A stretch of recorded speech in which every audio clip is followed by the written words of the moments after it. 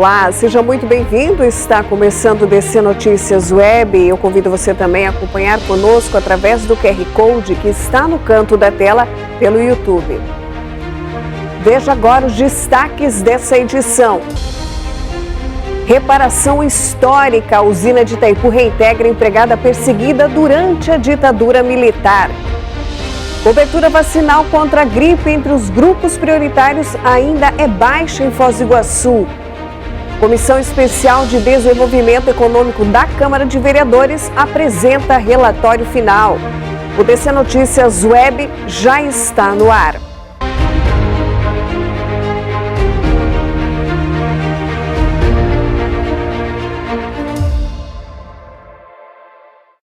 Olá, nós abrimos essa edição do DC Notícias Web falando que quase 5 décadas depois acontece uma reparação histórica. A usina de Itaipu reintegra a empregada perseguida durante a ditadura militar. Estou, ao mesmo tempo, orgulhosa, satisfeita da minha luta, um pouco assustada, porque essa readmissão significa que eu volto a trabalhar. Quase 5 décadas depois, Sônia Lúcia Castanheira, demitida por motivações políticas em 1977, foi oficialmente reintegrada à Itaipu Binacional. Uma longa espera após 46 anos, muitos deles de sofrimento sem saber o motivo. Muitas vezes eu quis desistir dessa luta. E eu falava comigo mesma. Não, você tem que ser forte, não esqueça. Seja valente. Sempre lembrei dos momentos que eu fui demitida da Itaipu, sem saber o porquê, sem ter feito nada, sem nenhuma explicação, pedindo explicação a todos os meus chefes, vizinhos, diretores, colegas de trabalho, e ninguém dizendo se eu errei em alguma coisa, se eu ofendi alguém. Não. Aos 78 anos e com a saúde debilitada, a secretária bilíngue foi recebida por funcionários e o diretor-geral da Itaipu, Enio Verri. Eu cheguei à conclusão que era política, a minha maior culpa, o meu maior pecado, o meu maior crime foi ter entrado na faculdade em 1965. Mas ditadura é época de medo, de terror. E eu entrei na faculdade nessa época. A reintegração da dona Sônia marca exatamente isso. Um reconhecimento das injustiças que foram cometidas contra ela em 1977, onde ela descobriu só de fato que ela era perseguida politicamente em 2009 e agora, depois de tantos anos, ocorre a sua reintegração. É um respeito a ela, às injustiças cometidas contra ela, mas também é um respeito ao Estado democrático, à Constituição brasileira e àqueles que sempre lutaram para que tivéssemos um país mais justo, mais igualitário e principalmente mais democrático. Sempre com um sorriso no rosto, ela passou por exames admissionais, posou para a foto e recebeu o crachá da empresa do diretor-geral. Hoje é um dia histórico para mim. Gostei muito de receber esse cartão vermelho. Ele é muito simbólico para mim. Eu tive outro cartão, eu tenho na minha casa outro cartão. Eu trabalhei bem no comecinho da Itaipu. E eu vibrava com esse projeto gigantesco. Eu me senti orgulhosa de estar nele. Quando você faz esse ato de colocar o crachá, é o momento de mais importância para nós da empresa. Afinal de contas, estamos dizendo a ela, seja bem-vinda ao quadro dos empregados e empregadas de Itaipu e contamos com você e os seus conhecimentos para contribuir para que essa empresa seja sempre respeitada no Brasil e no mundo todo. Foi em 2009 que ela descobriu que sua demissão teve motivos políticos, quando os arquivos secretos da ditadura foram abertos. Eu não sabia que eu tinha sido demitida, porque eles achavam que eu era esquerdista, que eu era comunista e que eu poderia fazer algum movimento contra Itaipu. Dona Sônia foi anistiada pela Comissão Nacional de Anistia e nós entramos com ação judicial em 2015, né? E posteriormente tivemos um resultado positivo em primeiro grau, aqui na Vara do Trabalho de Foz, e posteriormente ainda a decisão do Tribunal Regional do Trabalho confirmando aquela decisão primeira. O que acabou acontecendo foi que tanto a parte da Dona Sônia quanto a parte da Itaipu recorreram ao Tribunal Superior do Trabalho. Então, de 2017 até hoje, estamos falando de um largo período, né, essa decisão ficou ainda sub júdice. Como nós chegamos com essa nova gestão ao entendimento da importância da reintegração dela, ambos desistimos do recurso, tanto nós quanto a Itaipu, e foi promovido agora o cumprimento da sentença. É indiscutível que ela tem direito à reintegração. Inclusive, existia um recurso pendente que jamais levaria a uma vitória, entre aspas, processual da Itaipu. A situação estava resolvida, era uma questão de tempo e burocracia do judiciário.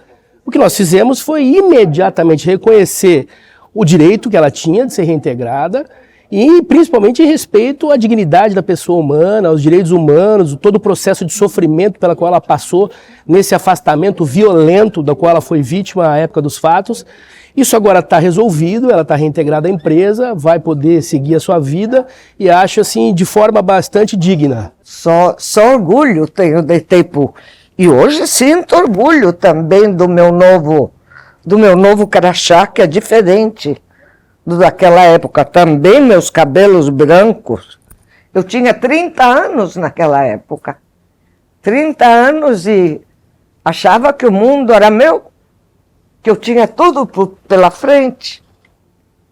Hoje em dia estou em paz. A cobertura vacinal contra a gripe está entre os grupos prioritários e ainda é baixa em Foz do Iguaçu. A campanha nacional de vacinação contra a gripe começou em março e desde o dia 15 de maio está disponível para a população em geral com idade acima de 6 meses. Durante esse período, a cobertura vacinal em Foz está abaixo do que é preconizado pelo Ministério da Saúde. O município atingiu entre os grupos prioritários apenas 30% da meta. Foram aplicadas até agora pouco mais de 30 mil doses. A coordenadora do Programa Municipal de Imunização, Adriana Izuca, explica por que os grupos prioritários preocupam a Secretaria de Saúde. A gente não conseguiu atingir a meta dos grupos prioritários, né? Que é um grupo que preocupa mais, que tem mais chance de internamentos, de agravar a doença, de óbito. Então, nem nesse grupo, que são crianças, idosos, gestantes, né? A gente não conseguiu atingir a cobertura. Desde maio está liberado para a população em geral, então todas as pessoas acima de 6 meses de idade podem tomar a vacina da gripe e ela está disponível em todas as unidades de saúde. A meta é 90%, né, dos grupos prioritários. No geral, até agora, dos grupos prioritários, a gente atingiu, no geral, em torno de 30% só. Então, é bem abaixo do que a gente esperava. Tanto as crianças, as gestantes também é um grupo que preocupa bastante, as mulheres que tiveram bebê nos últimos 45 dias. Então, a vacina está disponível, né? Entre as crianças, pouco mais de 6 mil foram vacinadas contra a gripe. A expectativa é que durante o recesso escolar, os pais levem os filhos aos postos de saúde para atualizar o calendário vacinal. Como você bem falou, agora é uma época de férias, né? Dá para levar as crianças e é importante lembrar que ainda leva em torno de 10 a 15 dias para ficar imunizado depois que toma a vacina. E a gente já percebe que o clima já mudou bastante, já tem aumentado o número de casos de síndrome respiratória, então é importante se vacinar o quanto antes para estar protegido. Percebeu que já teve um aumento, ano passado a gente tinha mais casos de Covid e agora a gente já tem mais os outros vírus respiratórios, né? Influenza, rinovírus, vírus sincicial, então é importante que as pessoas procurem a vacinação e sejam protegidas e aproveite e atualize o calendário em tudo aí que tiver atrasado, né? Tem outras vacinas da rotina, a Covid bivalente também, que a gente está com uma cobertura baixa, então aproveitar as férias e colocar tudo em dia. Não precisa agendamento, pode chegar na unidade e procurar a sala de vacina. E veja a seguir, a Comissão Especial de Desenvolvimento Econômico da Câmara apresenta relatório final.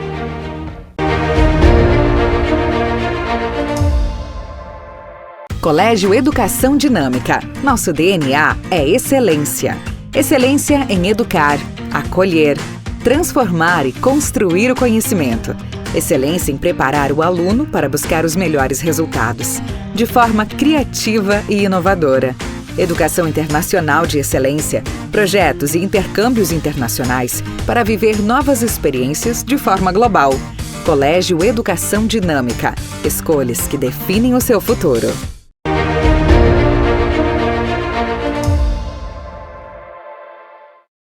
Estamos de volta com o DC Notícias Web falando que a Lei de Desigualdade Salarial foi sancionada pelo governo federal e provoca muita polêmica na sociedade. A nossa equipe conversou sobre o assunto com a professora doutora Isadora Minotto.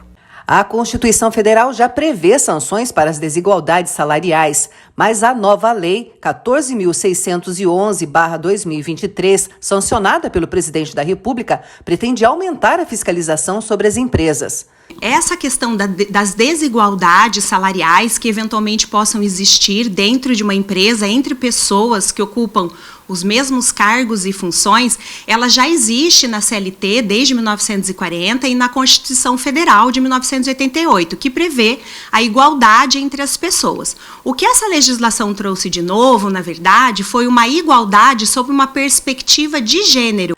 A nova lei também busca incentivar a formação e capacitação de mulheres para que possam permanecer no mercado de trabalho em condições de igualdade às dos homens. Quem descumprir a legislação será multado.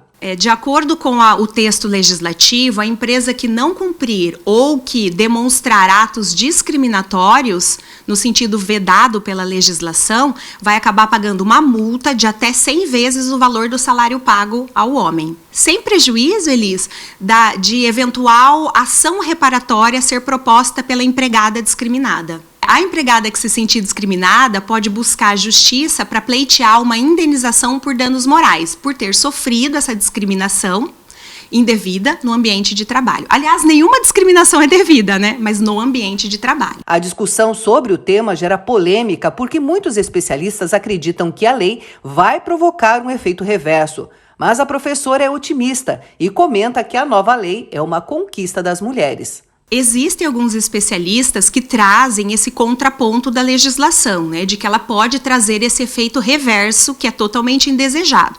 Mas nós temos que ser otimistas, né? Uma legislação desse porte e com este conteúdo, sem dúvida, é uma conquista das mulheres e ela tem que ser celebrada e prestigiada, ainda que traga alguns encargos para as empresas e ainda que, num primeiro momento, ela possa evidenciar esse efeito reverso. Mas, de outro lado, diante de uma entrevista de emprego, a mulher se sentindo discriminada ou percebendo que não foi contratada por ser mulher, ela também tem medidas judiciais a serem propostas para evitar esse tipo de discriminação. Porque a discriminação também pode acontecer não apenas no ambiente de trabalho, mas até numa entrevista de emprego, conforme o caso. Infelizmente, a gente vive esse cenário de discriminação em razão da trabalhadora, né, feminina. Isso acontece também em outras perspectivas que não necessariamente gênero, né, como outras pessoas trans, de gênero fluido e tudo mais. Então essa discriminação, sem sombra de dúvida, existe e dados da ONU indicam que a igualdade salarial, se nada for feito, só vai ser obtida e conquistada pelas mulheres após o ano de 2040. Então é muito tempo, né, Elis? E o que a gente percebe também é que homens e mulheres desempenhando a mesma função, a mulher precisa desempenhar com muito mais presteza, muito mais dedicação, muito mais abnegação o cargo do que um homem para obter o mesmo reconhecimento. E dados, né, da Justiça do Trabalho informam que de 2015 para cá, mais de 20 mil ações trabalhistas foram propostas com base nessas desigualdades salariais, tendo como pedido do processo alguma reparação por desigualdade salarial. Então, isso acontece. Eu não posso afirmar com certeza, e nem a própria Justiça do Trabalho, que essas 20 mil ações todas tratam de desigualdade de gênero, mas que existe essa desigualdade no ambiente corporativo, né, no ambiente empresarial, de diferenças de salários injustificadas, isso acontece, os dados da Justiça do Trabalho nos mostram isso. Que a igualdade, ela só se conquista por meio de políticas públicas, só se conquista por meio de ações governamentais. Então, toda ação governamental que traz essa perspectiva de igualdade de gênero, na minha concepção, ela tem que ser aplaudida e tem que ser prestigiada. E cabe à sociedade, aos órgãos públicos e ao próprio Poder Judiciário, o Ministério Público, a fiscalização constante, ininterrupta, de todas essas ações governamentais que visam aí a igualdade entre homens e mulheres. Você acredita que a lei vai pegar? Tomara que pegue, porque ela traz um texto bastante interessante de valorização do trabalho da mulher. Traz um texto interessante. Então, nós esperamos que a legislação traga aí vários avanços, né, nesse quesito. A seguir, Comissão Especial de Desenvolvimento Econômico apresenta relatório final na Câmara de Vereadores.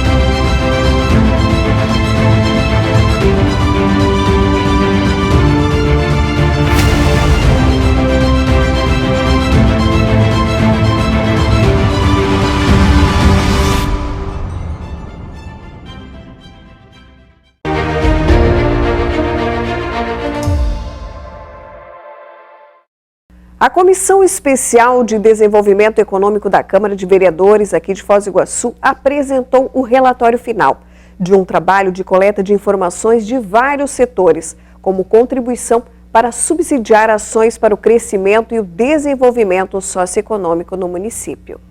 Com a finalidade de desenvolver um trabalho de pesquisa buscando as potencialidades do município referentes ao desenvolvimento socioeconômico, o Legislativo iniciou no ano passado um trabalho através da Comissão Especial de Desenvolvimento Econômico. Presidida pela vereadora Dina Elsaed, a mobilização contou com o apoio de agentes econômicos, instituições e entidades parceiras. O objetivo da Comissão Especial de Desenvolvimento Econômico, que tem prazo limitado e se encerrou agora, era identificar quais setores da nossa economia em Foz do Iguaçu que mereceriam ser impulsionados, fomentados, setores que nós temos em potencial. Nas conclusões, no parecer final, no relatório final que a gente entregou, apontamos vários setores. Por exemplo, a área industrial, ela tem que ser repaginada, a questão da inovação, entre outros. Mas eu gostaria de citar dois grandes pontos que eu considero como principais. O primeiro é fortalecer a economia nos bairros, e existem diversas formas de se fazer isso. E o segundo é a necessidade da gente construir um plano municipal de desenvolvimento econômico.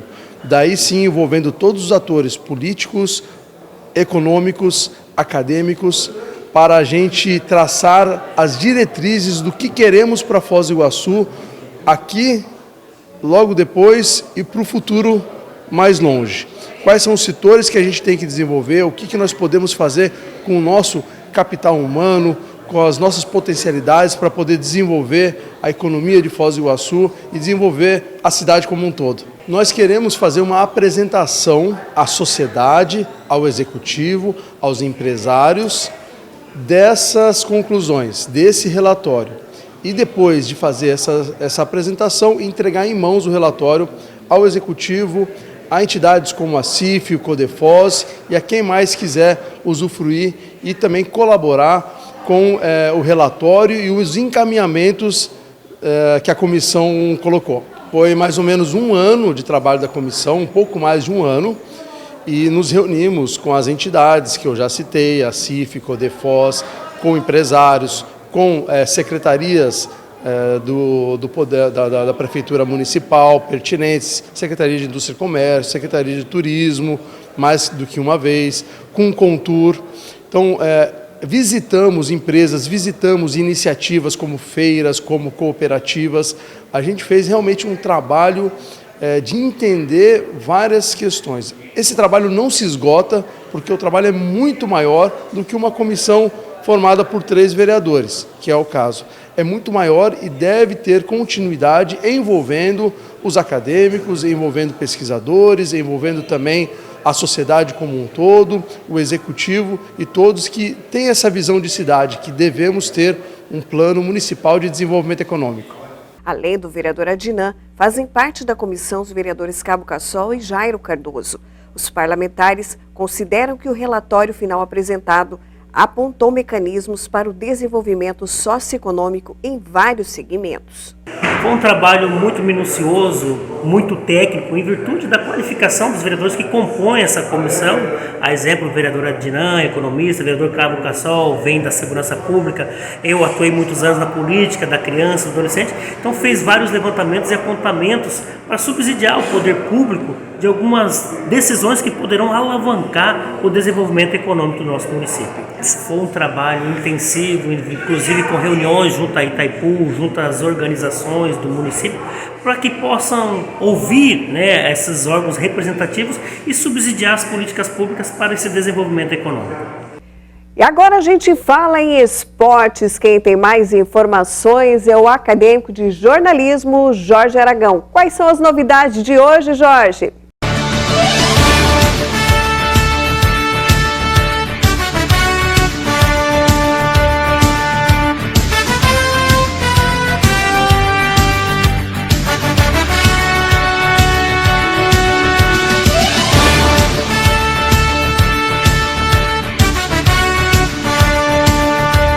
Então, Andréa, muita coisa acontecendo no mundo dos esportes e vamos começar falando sobre futsal, porque com o ginásio Costa Cavalcante lotado, o Foz Cataratas Futsal recebeu a equipe do Cascavel no Clássico Regional no oeste do Paraná. O duelo, válido pela 14ª rodada da Liga Nacional, teve o placar final de 3-3. Com o resultado, o Fronteira foi a 19 pontos e ocupa agora a 11ª colocação na tabela. O próximo compromisso do time de Foz será no domingo contra o Carlos Barbosa, no Rio Grande do Sul.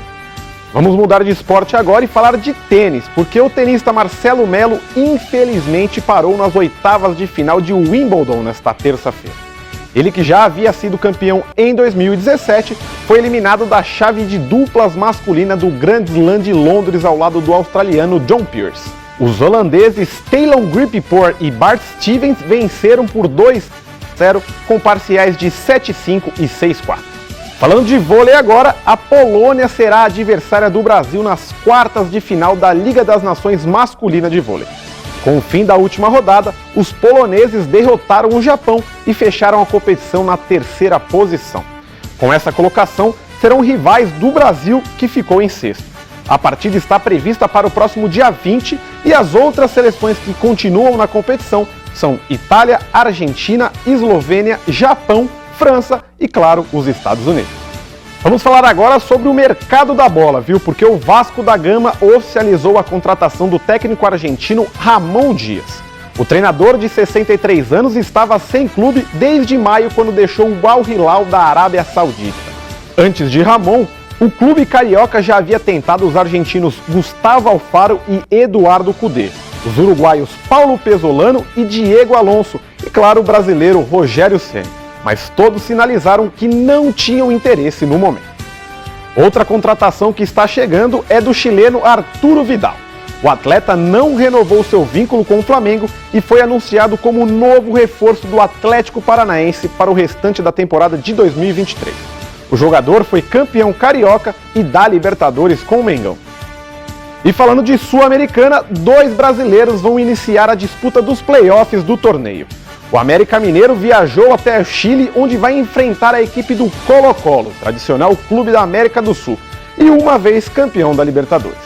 O outro clube é o Corinthians, que com a equipe recheada de garotos, vai receber na Neoquímica Arena o Universitário do Peru.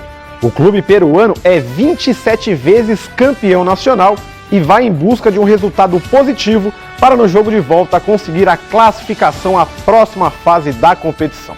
E para finalizar, vamos falar do grande nome do futebol brasileiro na atualidade, e não poderia ser diferente: Vinícius Júnior. De férias no Brasil antes de se reapresentar ao Real Madrid, o jogador visitou o topo do Cristo Redentor com o companheiro de time, o francês Camavinga, e registrou um momento especial em suas redes sociais. Que visão espetacular da cidade do Rio de Janeiro, né, Andréia? Volto com você. Muito bacana essa foto mesmo, hein, Jorge? No Cristo Redentor. Tá aí uma visão turística da cidade do Rio de Janeiro aí, fazendo parte do setor esportivo. Obrigada, Jorge, pelas informações, e assim a gente encerra mais essa edição do DC Notícias Web, agradecendo a sua participação e a sua companhia. Acompanhe também as nossas redes sociais oficiais. Até amanhã.